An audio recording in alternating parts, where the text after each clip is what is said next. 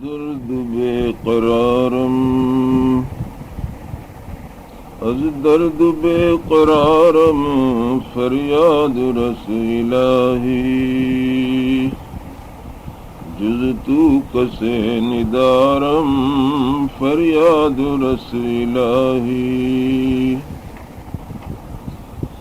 پیری نے منہ دکھایا اور ہے شباب راہی فکر و عاقبت کی ایک روز بھی نہ چاہی شامت سے میری مجھ پر آئی ہے یہ تباہی سب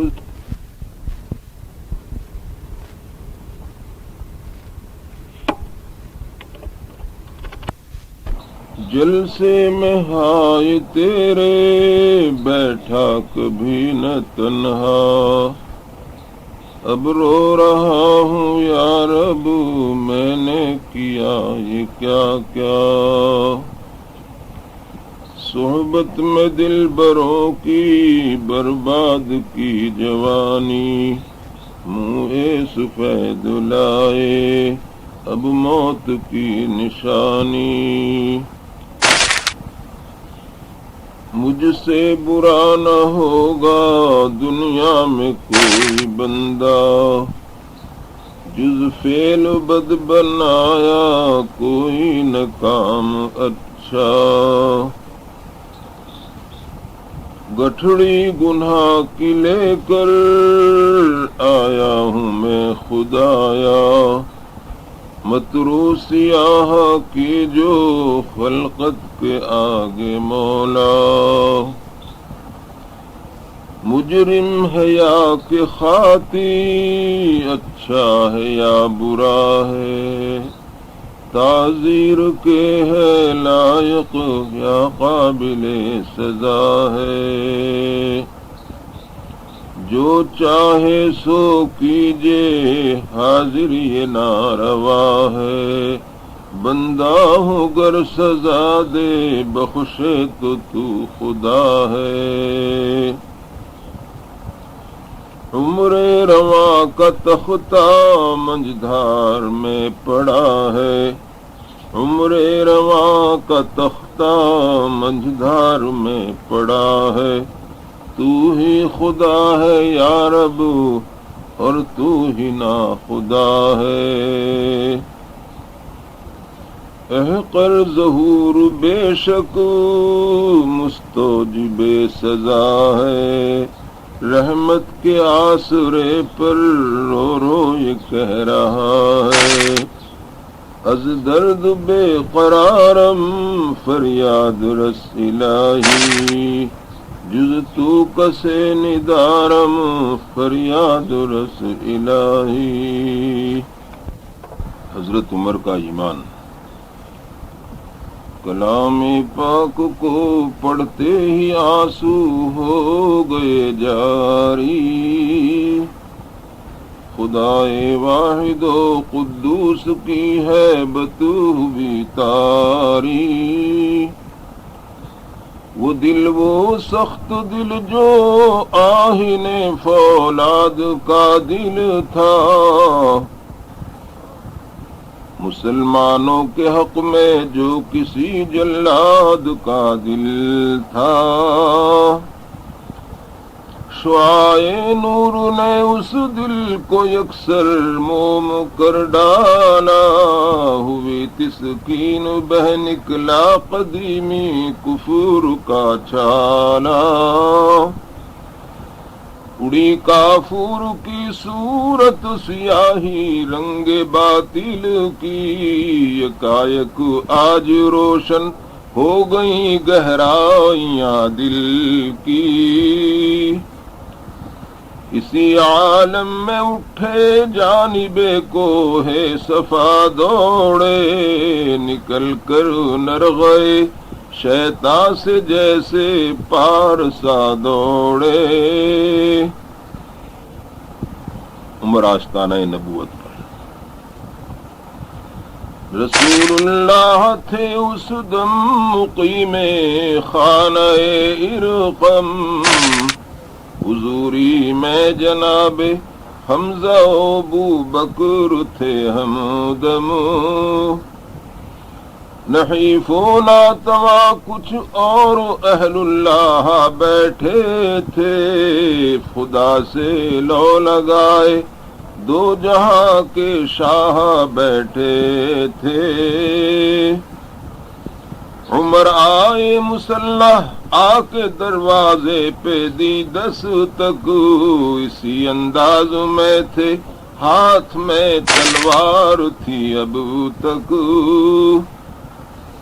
عمر آئے مسلح کے دروازے پہ دی دستک، اسی انداز میں تھے ہاتھ میں تلوار تھی اب تک، صحابہ نے جو ہی سوراخ میں سے جھانک کر دیکھا، صحابہ نے جو ہی سوراخ میں سے جھانک کر دیکھا، نظر آئی چمک تلوار کی روئے عمر دیکھا، صحابہ میں سے اکثر ڈر گئے اس رنگ ظاہر سے،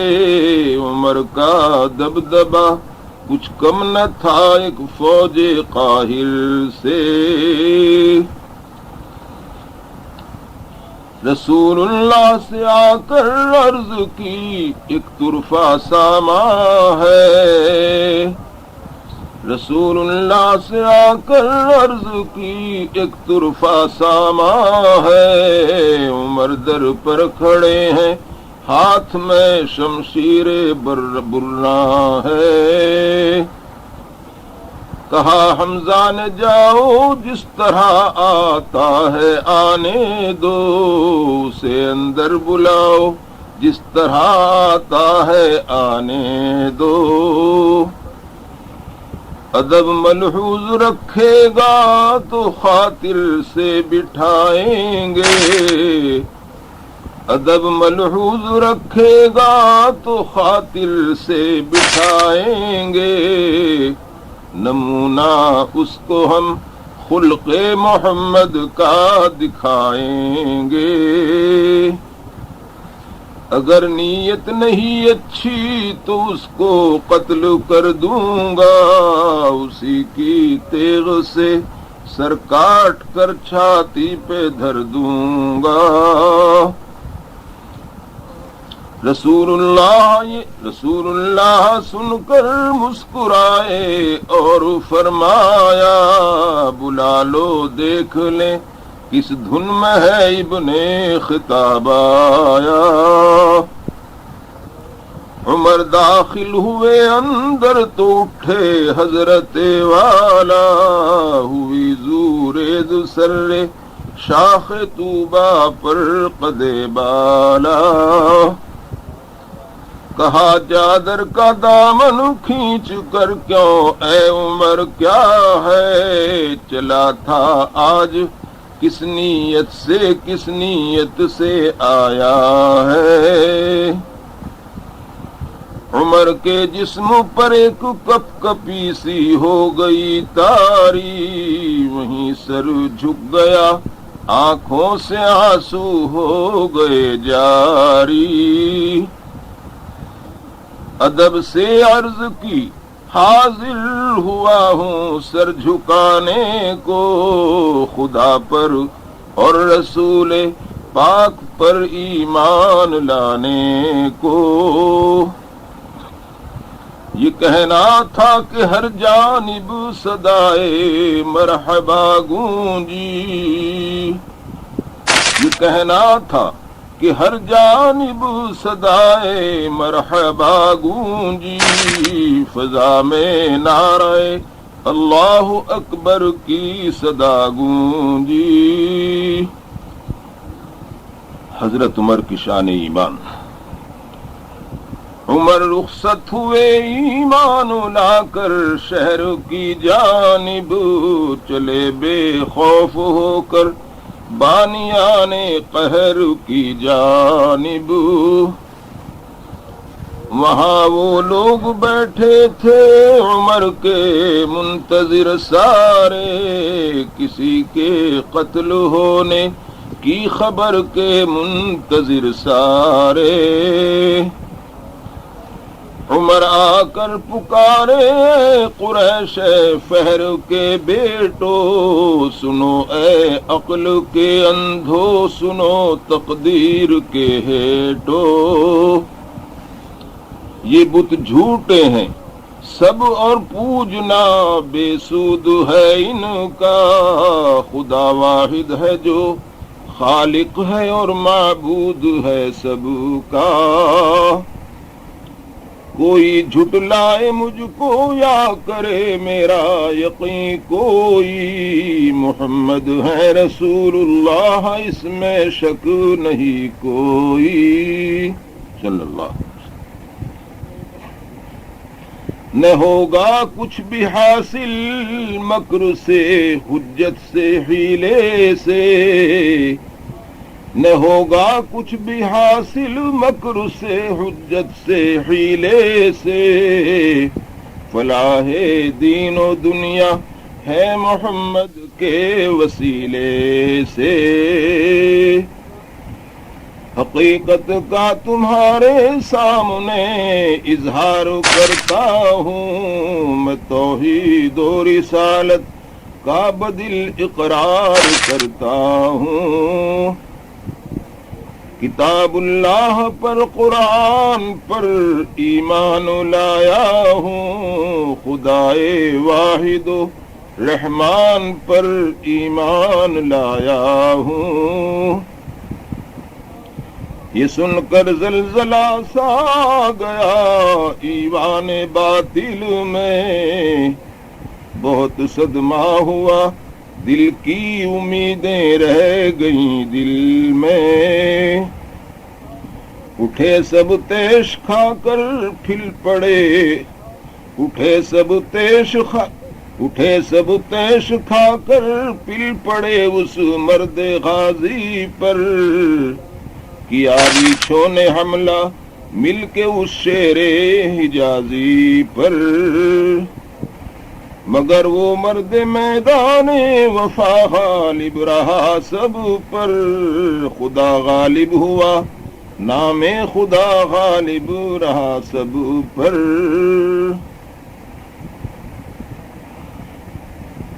ہجرت کا آغاز، ایذا دہی کی انتہا، طرح طرح کی عقوبتیں۔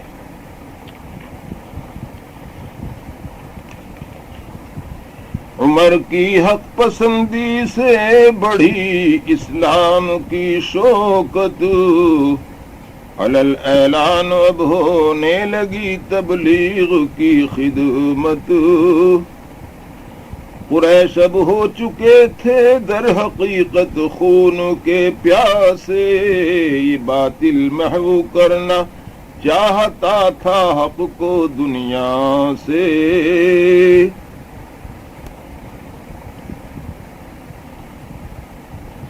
کوئی جلاد کیا کرتا جو یہ جلاد کرتے تھے، ستم ایجاد تھے لاکھوں ستم ایجاد کرتے تھے۔ زمین و آسماں جب دھوپ کی گرمی سے تپتے تھے، غضب کی دل لگی تھی ریت پر مسلم تڑپتے تھے۔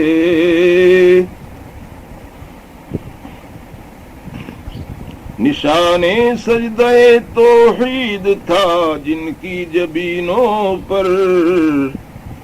نشان سجدہ توحید تھا جن کی جبینوں پر، دھرے رہتے تھے پہروں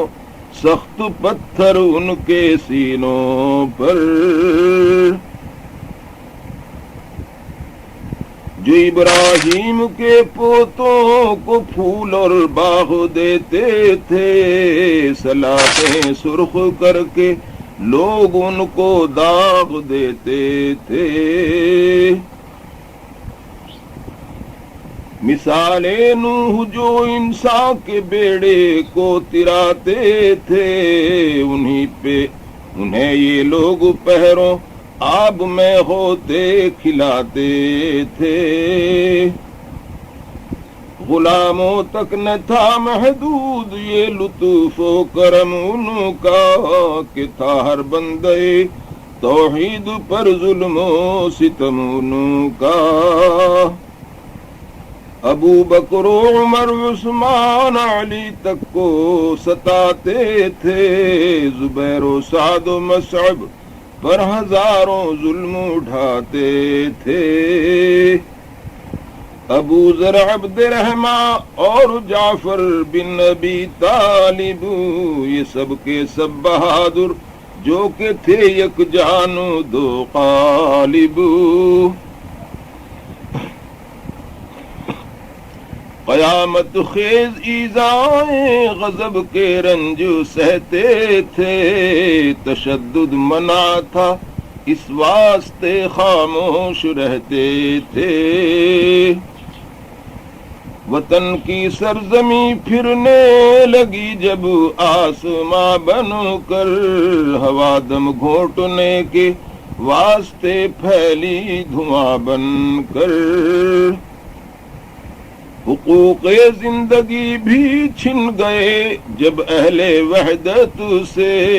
حبش کی سمت ہجرت کا ملا فرمان نبوت سے۔ مسلمانوں کی ایک تعداد نکلی بے وطن ہو کر، حبش یعنی نجاشی کی حکومت میں بنایا گھر۔ مگر اس امر کی جب اہل مکہ نے خبر پائی، تعاقب کے لیے فوراً سفارت ایک بھجوائی۔ چلے مکے سے ابن عاص جو تھے ان دنوں کافر، سفارت لے کے دربار نجاشی میں ہوئے حاضر۔ تحائف اور نذرانوں کے بخچے سامنے کھولے، حضور شاہ سجدے میں جھکے پھر اس طرح بولے کہ اے شاہ حبش یہ سلطنت قائم رہے دائم، ہمارے شہر سے بھاگائے ہیں کچھ قوم کے مجرم۔ حبش میں آپ سے ہیں ہر طرح دلشاد پھرتے ہیں، مذاہب کی برائی کرتے ہیں آزاد پھرتے ہیں۔ یہودی اور نصرانی مذاہب سے بھی جلتے ہیں، نیا دین ایک قائم کر لیا ہے جس پہ چلتے ہیں۔ پکڑ کر اس سفارت کے حوالے کیجئے ان کو، اسی خاطر ہم آئے ہیں ہمیں دے دیجئے ان کو۔ نجاشی اور درباری یہ سب کے سب تھے نصرانی، ہوا جب مشورہ ہر شخص نے تائید کی ٹھانی۔ نجاشی انصاف کی راہ پر، مگر سب کی ہم آہنگی نجاشی نے بری سمجھی، گلوئے عدل پر ایسی عدالت ایک چھری سمجھی۔ مسلمانوں کو بھی اس نے بلایا اور فرمایا کہ تم کو قید کرنے کے لیے یہ وفد ہے آیا۔ تمہارا جرم کیا ہے، قوم کیوں ناراض ہے تم سے، کسی کو قتل کر ڈالا کہ بگڑی کوئی شے تم سے۔ تمہارا دین کیا ہے، کیا وہ دنیا سے نرالا ہے۔ تمہارا دین کیا ہے، کیا وہ دنیا سے نرالا ہے، جسے تم یہ سمجھتے ہو کہ سب دینوں سے بالا ہے۔ دربار نجاشی میں حضرت جعفر کی تقریر۔ جناب حضرت جعفر اٹھے تقریر کرنے کو، علل اعلان دین اللہ کی تفسیر کرنے کو۔ کہا اے بادشاہ ہم لوگ کافر اور جاہل تھے، ہم اس دار مشقت میں نکمے اور کاہل تھے، بہت بدکار تھے،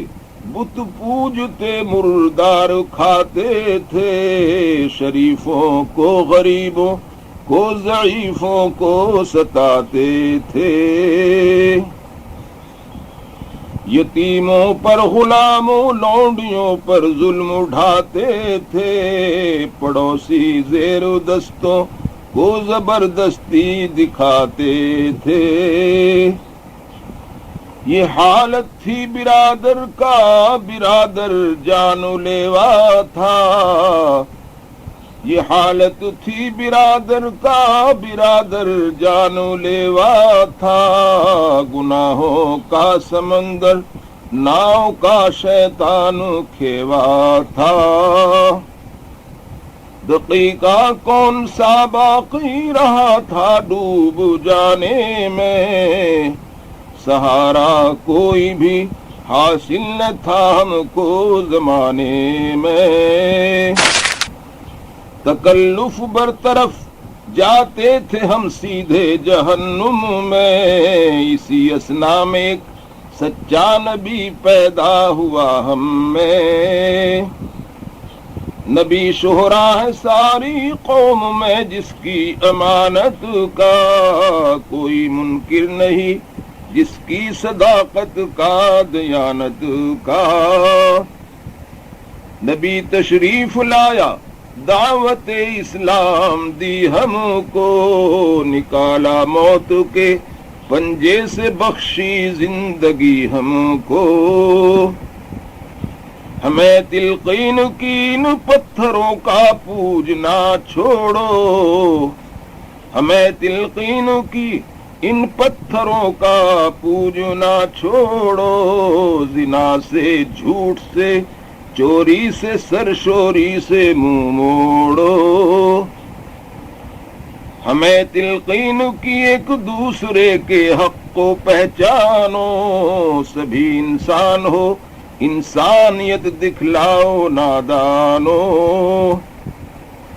ہمیں اس نے نماز و روزہ کے ارکان سکھلائے، پسند آیا ہمیں یہ دین ہم ایمان لے آئے، بس اتنی بات تھی جس پر ہوئے اہل وطن دشمن، ہمیں جی کھول کر دیتے رہے رنجو محن دشمن، ہمارا جرم یہ ہے بت پرستی چھوڑ دی ہم نے، ہمارا جرم یہ ہے بت پرستی چھوڑ دی ہم نے، ملی ہم کو اذیت اپنی بستی چھوڑ دی ہم نے، ہمیں مجبور کرتے ہیں کہ پھر گمراہ ہو جائیں، یہاں حاضر ہیں ہم اب آپ ہی انصاف فرمائیں۔ نجاشی راہ ہدایت پر سچائی کا اثر ظاہر ہوا قلب نجاشی پر، وہ بولا کون سا برہان لایا ہے وہ پیغمبر، سنائی حضرت جعفر نے چند آیات قرآنی، نجاشی کے مقدر